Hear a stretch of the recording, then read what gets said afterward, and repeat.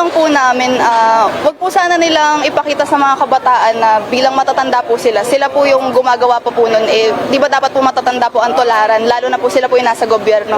Lalo na po sa amin sa Hagonoy na hindi pa po umuulan, bumabaha na po. Malapit na po kami mabura sa mapa.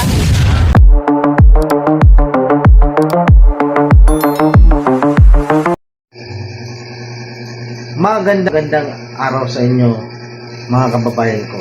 Narito naman ang iyong pakialamirong kapatid. Uy, sandali lang. Bakit naman nasabi na pakialamirong kapatid naman ngayon?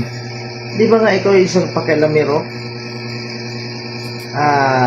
Alam nyo kasi, ang ating bansa ay parang isang tahanan. Para tayong mga kapatid, may magulang tayo, may mga anak, may mga tito, excuse me po, may mga lola, lolo,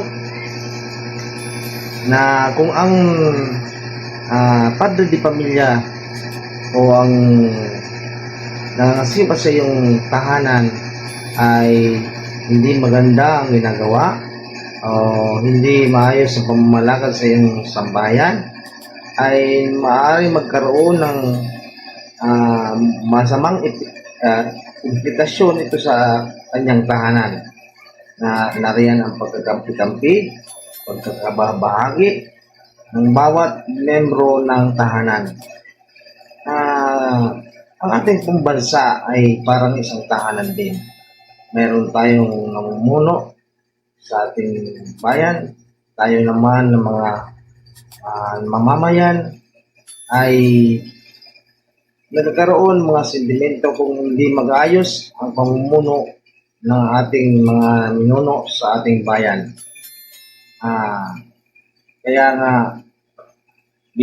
bilang isang pakialamero na iyong kapatid na ang ating mga saloobin sa ating tahanan o bansa.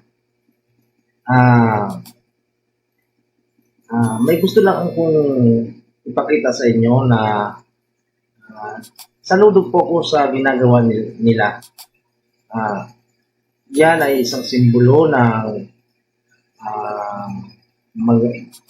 maayos na pamumuhay, na sana po ay ganyan ang ating pamahalaan, na ang iniisip ay para may bangon ang kabuhayan ng ating bansa at maging maayos ang pamamalakad dito at makatulong sa bawat nasasakupan niya.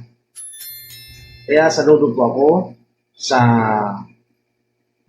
samahang ito, sapagkat mayroon silang pagkakaisa, nandiyan ang pagtutulungan, at hindi nasasayang ang mga ibinibigay na ambag sa kanilang samahan. Tulad din sana sa atin na ang ating mga ibinabayad na buwis ay nailalagay po sana sa maayos na kaparaanan, at nakikita ito ng ating mga mamamayang Pilipino na maayos ang kinapupuntahan ng kanilang mga buwis. Kaya saludo po talaga ako na sa samahang ito. Narito po, ipakita ko sa inyo. Panoorin natin.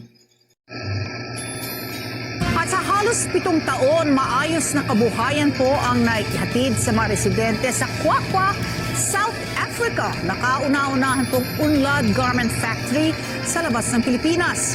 Sa pangunguna po ng Iglesia ni Cristo at sa pakikipagtulungan ng Felix Y. Manalo Foundation, maraming buhay ang patuloy na nagbabago at natutulungan ng proyektong ito. Narito po report. This 1,800 square meter garment factory is the first to be established outside the Philippines by the Iglesia ni Cristo through its social civic arms, Unlad International Incorporated and Felix Y. Manalo Foundation Incorporated. With this livelihood project, the Iglesia ni Cristo intends to help its members and the people of South Africa in the fight against poverty.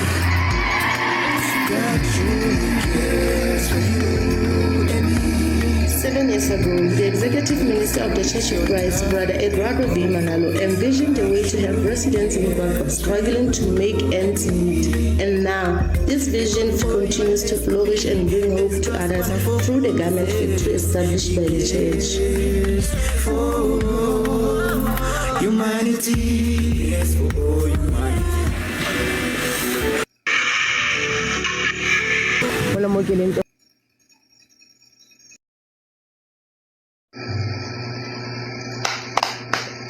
Saludo po, saludo.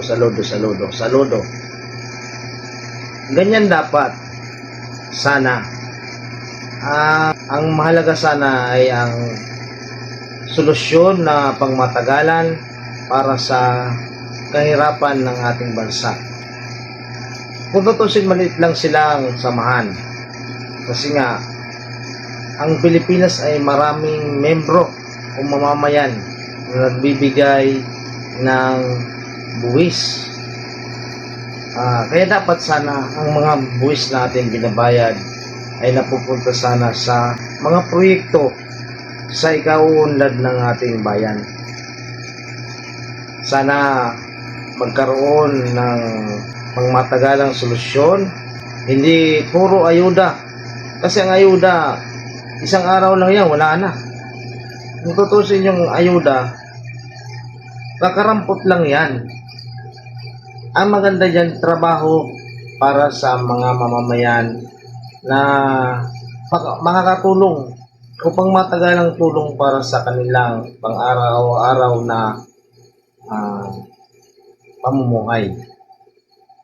Kaya nga marami nang nagsasalita sa ating mga kababayan na sa mga nangyayaring korupsyon sa ating pamahalaan.